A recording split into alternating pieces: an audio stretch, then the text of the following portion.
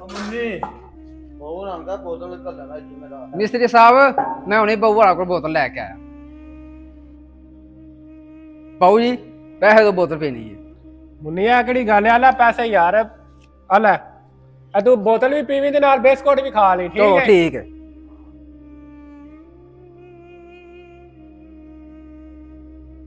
ਚਾਚੇ ਦੇ ਪੁੱਤਰ ਭਾਈ ਲੱਗਦਾ ਕੰਮ ਬੜਾ ਵੱਡਾ ਸ਼ੁਰੂ ਕੀਤਾ ਹੈ।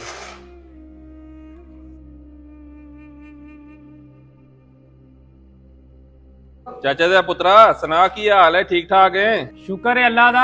ਅੱਜ ਕਿਵੇਂ ਦਿਲ ਕਰ ਪਿਆ ਤੁਹਾਡਾ? ਅੱਜ ਦਿਲ ਕਰਦਾ ਸੀ ਭਾਈ ਚਾਚੇ ਦੇ ਪੁੱਤਰ ਨੂੰ ਮਿਲ ਕੇ ਆਵਾਂ। ਜਦੋਂ ਮਾੜਾ ਵਕਤ ਸੀ ਉਦੋਂ ਚਾਚੇ ਦਾ ਪੁੱਤਰ ਕਿੱਥੇ ਸੀ? ਅੱਜ ਅੱਲਾ ਦੀ ਰਹਿਮਤ ਹੋਈ ਤੇ ਮੈਂ ਚਾਚੇ ਦਾ ਪੁੱਤਰ ਹੋ ਗਿਆ। ਉਹ ਚਾਚੇ ਦਾ ਪੁੱਤਰਾ ਤੂੰ ਤੇ ਗੁੱਸਾ ਹੀ ਕਰ ਗਿਆ ਯਾਰ। ਜੇ ਭਾਈ ਤੈਨੂੰ ਨਹੀਂ ਚੰਗਾ ਲੱਗਾ ਤਾਂ ਫਿਰ ਟੁਰ ਜਾਂਦੇ ਆ। ਉਹ ਜਾ ਜਾ ਤੂੰ ਏਡਾ ਰਿਸ਼ਤੇਦਾਰ, ਉਦੋਂ ਪੁੱਛਦੇ ਨਹੀਂ ਸੋ ਜਦੋਂ ਭੁੱਖੇ ਮਰਦੇ ਸਾਂ। ਇਹਦਾ ਕਰ ਲੈਣਾ ਕੋਈ ਹੱਲ। ਇਹ ਤੇ ਟੁੱਕਰ ਰੱਜ ਕੇ ਖਾਣ ਲੱਗ ਪਿਆ। ਕਰਾਨਾ ਬਾਬੇ ਕਰਮਦੀਨ ਕੋਲੋਂ ਤਵੀਤ ਮਿਲਣਾ ਅੱਜ ਹੀ ਉਹਨੂੰ। ਉਂਝ ਘਰ ਜਾਣਾ ਹੀ ਨਹੀਂ ਹੈ। ਹਕ ਅੱਲਾ ਅੱਲਾਹੂ।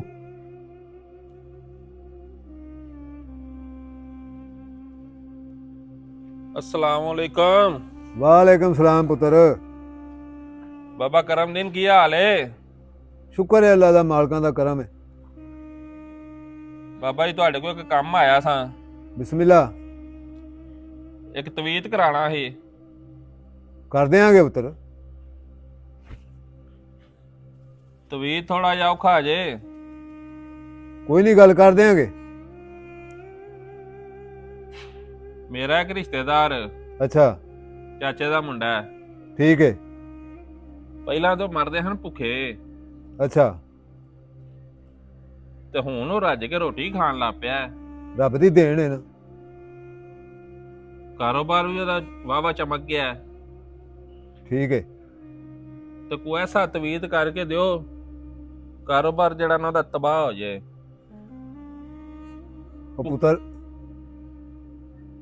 ਉਹ ਪੁੱਤਰ ਤਵੀਤ ਤੇ ਮੈਂ ਸਾਰੇ ਕਰ ਲੈਣਾ, ਲੇਕਿਨ ਇਹ ਜਿਹੜੇ ਤਵੀਤ ਨੇ ਨਾ ਰਿਸ਼ਤੇਦਾਰਾਂ ਨੂੰ ਜ਼ਲੀਲ ਕਰਨ ਵਾਲੇ, ਇਹ ਨਹੀਂ ਮੈਂ ਕਰਦਾ।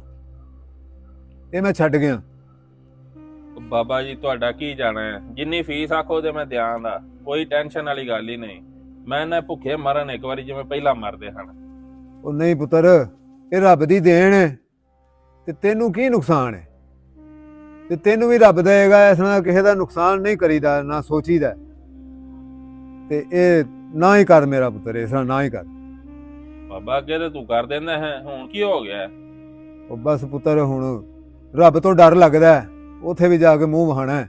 ਬਾਬਾ ਜੀ ਆਖਰੀ ਵਾਰੀ ਤਵੀਤ ਕਰ ਦਿਓ, ਅੱਗੋਂ ਭਾਵੇਂ ਨਾ ਕਰਿਆ ਜੇ। ਮੇਰੇ ਦਿਲ ਦੀ ਖੁਆਇਸ਼ ਇੱਕ ਵਾਰੀ ਇਹ ਭੁੱਖੇ ਮਰਨ, ਜ਼ਲੀਲ ਹੋਣ ਜਿਵੇਂ ਅੱਗੇ ਮਰਦੇ ਸਨ। ਉਹ ਪੁੱਤਰ ਮੇਰੀ ਮੰਨੇ ਨਾ ਤੇ ਇਹ ਕੰਮ ਨਾ ਕਰ।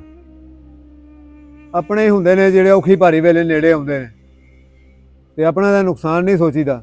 ਤੇ ਤੂੰ ਰੱਬ ਅੱਗੇ ਦੁਆ ਕਰ, ਰੱਬ ਤੇਰੇ ਤੇ ਵੀ ਮਿਹਰਬਾਨ ਹੋਵੇ ਤੇ ਤੂੰ ਆਪਣਾ ਹੱਕ ਹਲਾਲ ਦੀ ਕਰਕੇ ਤੂੰ ਖਾ। ਤੇ ਇਹ ਕੰਮ ਨਾ ਕਰ ਪੁੱਤਰ।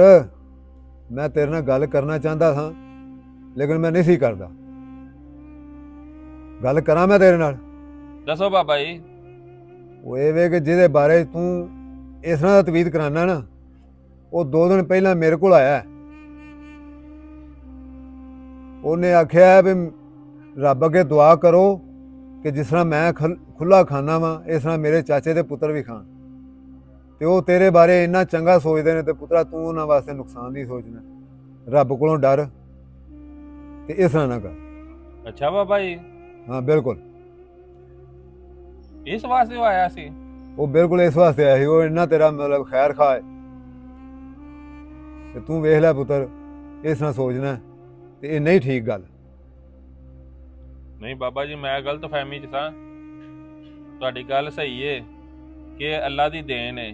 ਬਿਲਕੁਲ ਇਹ ਪੁੱਤਰਾ ਅੱਲਾ ਦੀ ਦੇਣ ਹੈ। ਇਹ ਰੱਬ ਹੀ ਦਿੰਦਾ ਹੈ, ਜਿਹਨੂੰ ਚਾਹੇ ਦੇ, ਜਿਹਨੂੰ ਚਾਹੇ ਨਾ ਦੇ। ਬਿਲਕੁਲ ਇਹ ਰੱਬ ਸੋਹਣੇ ਦੇ ਕੰਮ ਨੇ ਸਾਰੇ। ਤੇ ਅਸੀਂ ਤੇ ਹਸਦ ਕਰਨ ਲੱਗ ਪਏ ਸਾਂ। ਨਹੀਂ ਪੁੱਤਰਾ, ਇਹ ਨਹੀਂ ਚੰਗੀ ਗੱਲ। ਬਾਬਾ ਜੀ ਮੈਂ ਮਾਜ਼ਰਤ ਕਰਨਾ ਤੁਹਾਡੇ ਤੋਂ, ਤੁਸੀਂ ਮੇਰੀਆਂ ਅੱਖਾਂ ਖੋਲ ਛੜੀਆਂ ਨੇ, ਤੇ ਮਿਹਰਬਾਨੀ ਤੁਹਾਡੀ ਗੱਲ ਪਰਦੇ 'ਚ ਰੱਖਿਆ ਜੇ।